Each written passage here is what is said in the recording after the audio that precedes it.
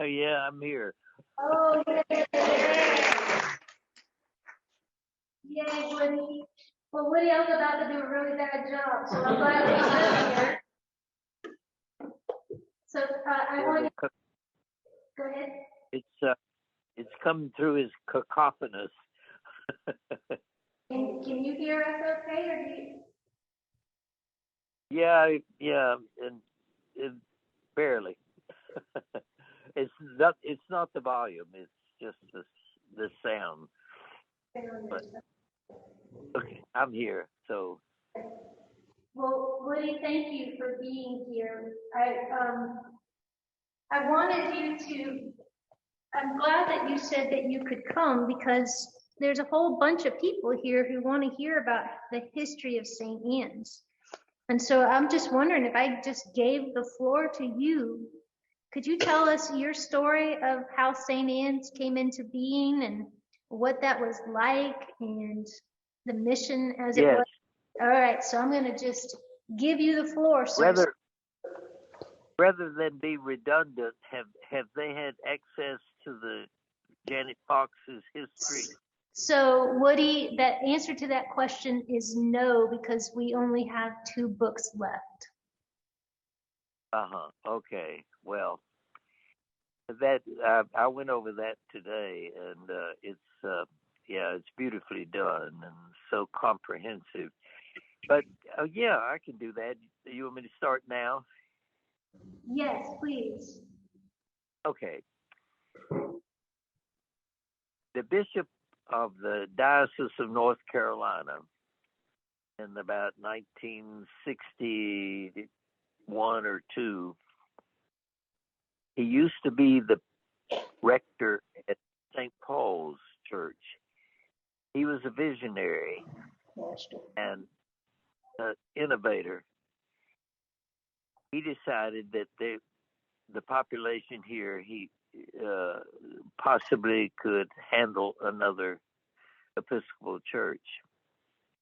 So he did a demographic survey and study, and the results proved to him that, yes, we could have another one. He also had a vision of a new kind of church, one that would be racially integrated, and the first in the state of North Carolina, all 3 dioceses.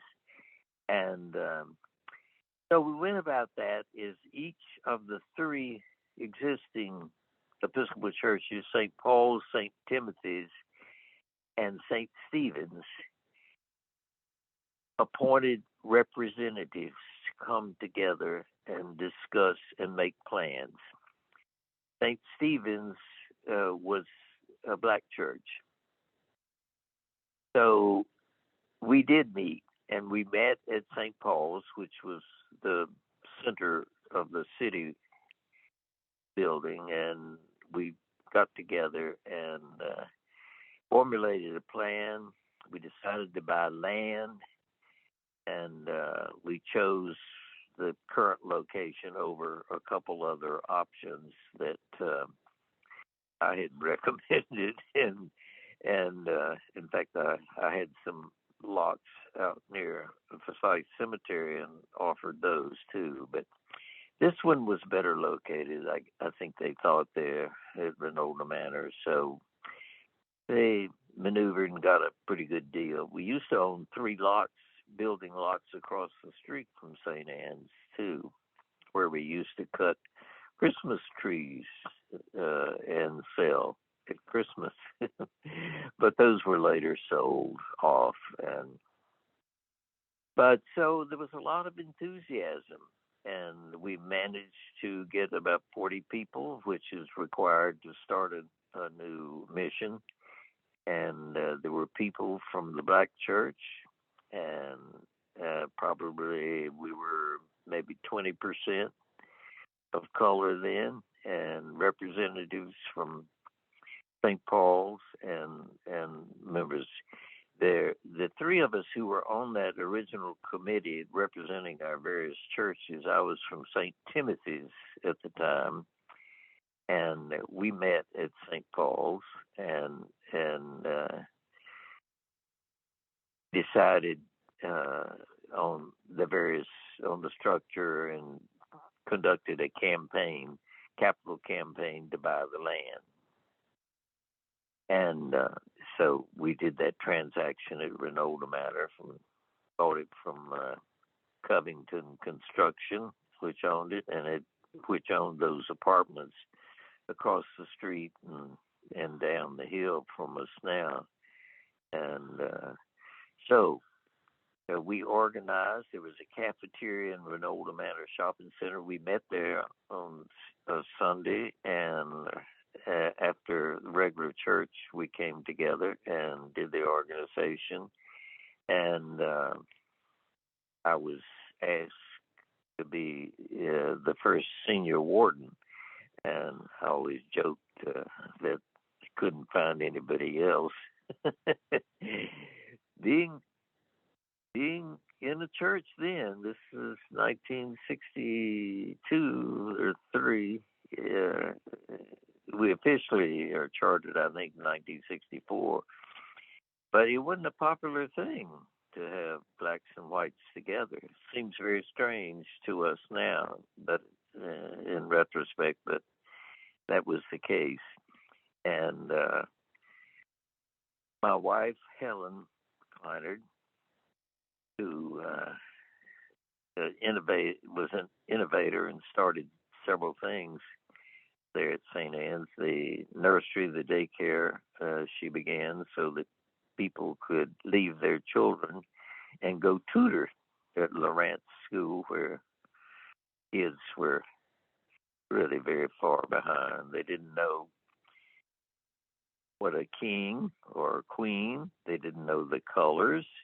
It's hard to imagine the kids 6 years old starting school as it was then. There was no kindergarten in North Carolina, and didn't know those basics, which we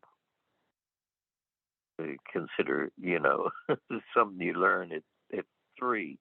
But anyhow, so that was one of our first projects, was tutoring, and a professor of English at Wake Forest College University, Dr. Lee Potter, was the innovator there.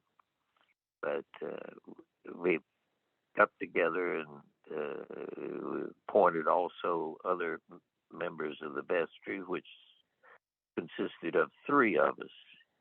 The treasurer was Ben Willis, who was the CEO of Alec Brown Investments in Winston from St. Paul's, and attorney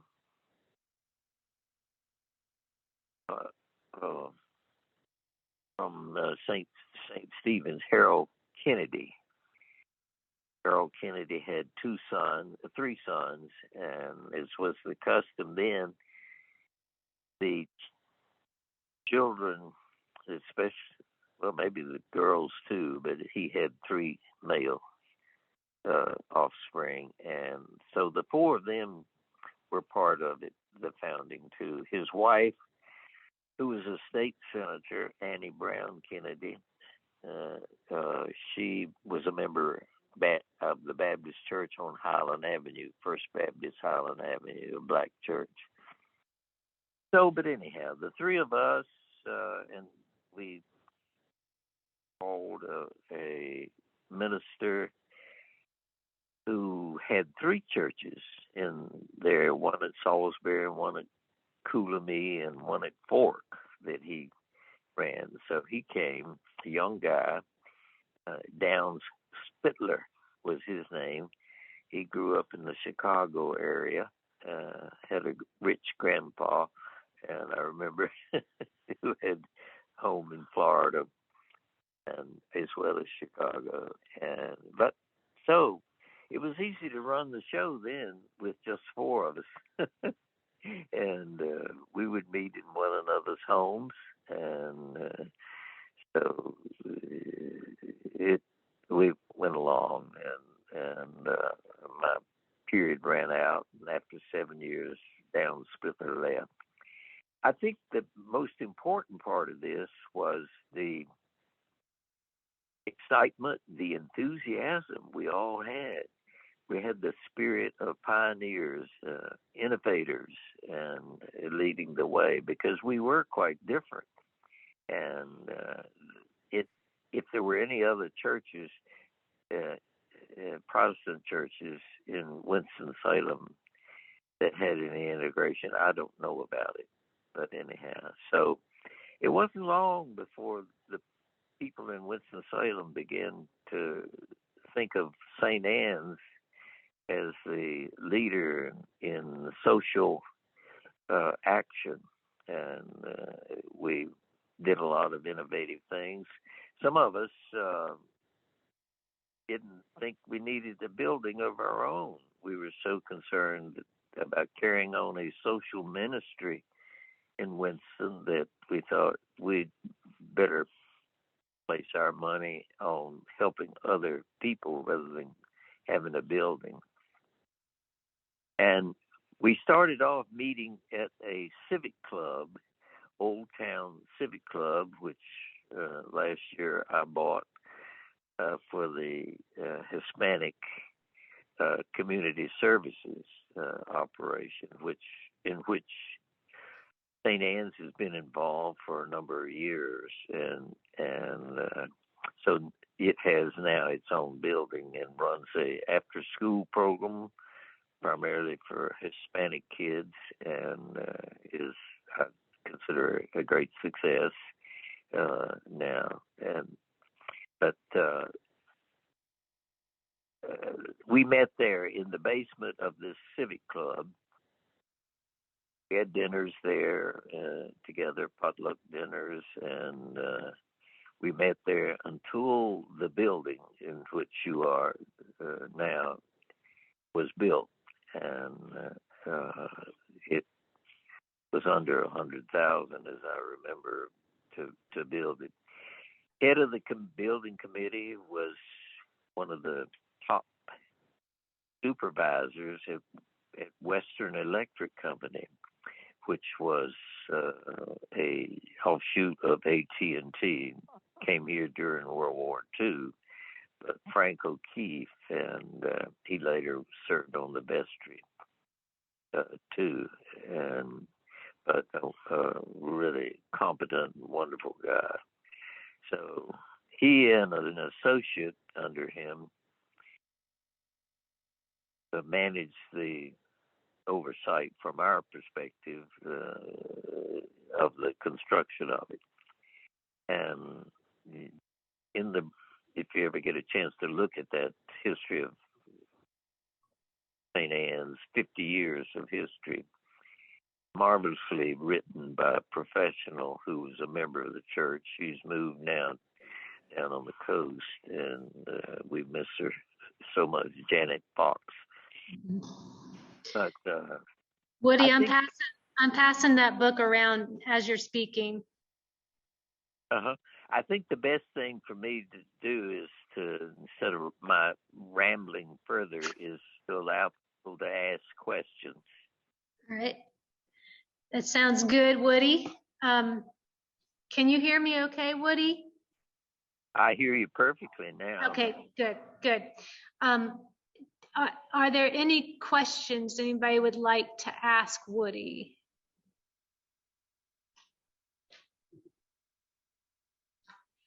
Okay, Bob has a question. Well, originally there were going to be 3 buildings, and then you decided to only build the school portion. Yep. Was there a reason that you didn't go ahead and build the worship space? Woody, yeah. Okay. Can you phrase that for me? Yep. So Bob is asking about the original plan to build 3 buildings, and asking why we didn't go with why we didn't build the church. You know, why did we? Well, Go ahead. Yeah. I can tell you that was on the premise that we would grow into a large church and would need that additional space. That didn't happen. People came and we trained them and sent them back out to other churches. An example of that was the Reverend John Shields, and if you read that article, you know he and his wife came from Baptist backgrounds, and he was socially conscious before he became a clergyman, and that's what attracted him to St. Anne's. Also, many people thought it was the casual dress, but so they.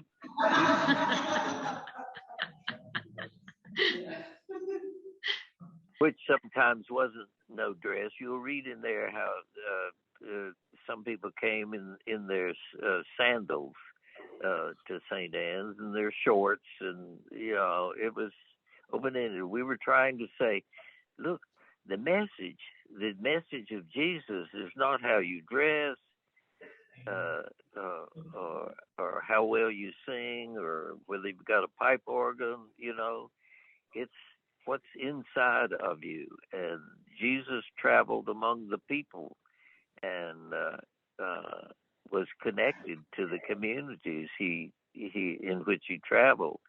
And I think St. Anne's represented that concept of the Christian ministry in the community. It, you know, go where the people are, nurture and cherish the souls, you know, that are among us. And so the building was beyond us with one of the former rectors, Jenny Herring, who was a visionary too, and she thought at one time to make that kind of expansion that you see in those original drawings or perspectives on the three buildings.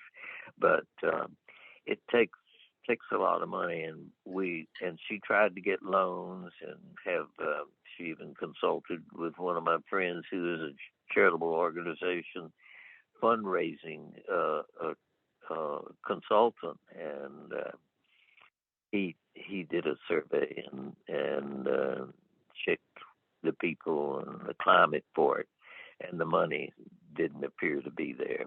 But we had two members. Let's see. They were Chuck and David Linton got together and, you know, sort of pioneered this parish hall, because I guess that's where you're meeting now. But so that was built. I forget. It was less than $500,000, you know, and it was pretty basic kind of structure there. And so yep, we haven't outgrown the facility yet. Right. Thank you, Woody. I appreciate that. Any other questions for Woody? All right. Is Woody the last of the founding members? Woody, are you the last of the founding members, or do you know of others who are still with us? Oh, any alive? I think, I see, Keith Sharp came, but he and Peggy are divorced, and she lives in Greensboro now, and I think she's still alive. But other people, you know, since I haven't been in touch, I don't know that there are any other alive. Incidentally, I was at my Kiwanis Club today, and I'm the only living founder of that club. And but if you live to be 92, you're probably the last one of a lot of groups to be hanging. And Gina, did you have a question? Yes, I was just wondering how you chose the name. Right. So Gina is wondering, how did y'all choose the name St. Anne's? Well, that's a fun experience, and we were all from the beginning, because we were on the same ship sailing together. And I think it was the sort of kind of spirit you develop, and so we were, there are a lot of ideas about names, but we chose St. Anne's because we wanted to affirm females. And most churches, at that time were still run by mature senior citizens, and women, women didn't get the vote until 1919 here in America, and but so we wanted to affirm our respect and for women, and so that Anne, the name Anne with the E, is Jesus' grandmother's name, and as a matter of fact, my youngest daughter was born about this time, and her name is Anne, and she lives in Charlotte now. So yeah, we were gung ho about liberating everybody, liberating Black, Hispanic, and women, and that was before women were allowed to be priests. So yeah, I don't know if you can sense the emotion in my voice. We were all so excited, about being pioneers and making changes in the world, that we were able to agree pretty readily upon that female name. There's not a lot of them. I think there's one I know of in Atlanta, I think, named St. Anne's, and I'm sure there are others too, but well, there's a St. Mary's. One of those is in High Point, I think. But well, next, any more questions? Yeah, Debbie has a question. Following up on that, was St. Anne's the first church that had a female priest in this area? So Debbie's asking if St. Anne's was the first church in this area to have a female priest. Well, I can't speak for the Diocese of North Carolina, which takes in Raleigh, Greensboro, Charlotte, the major cities. But I can't speak to that. But as far as I know, yes, I think there may have been some Black female pastors of Protestant churches, and speaking about being so smart and exclusive about starting an integrated church, I want to give credit to the Roman Catholic Church, which was ahead of us in integrating their membership, and but anyhow, among Protestant churches, yeah. Wonderful. Thank you. I think that I don't. Did I answer the question? Yes, sir. Well, before we let you go, are there any other questions for Mr. Clinard? From Woody Clinard. Sorry, Woody. For Woody Clinard. Yeah, all right. That's another point I'll expand upon, is we call each other by our Christian names.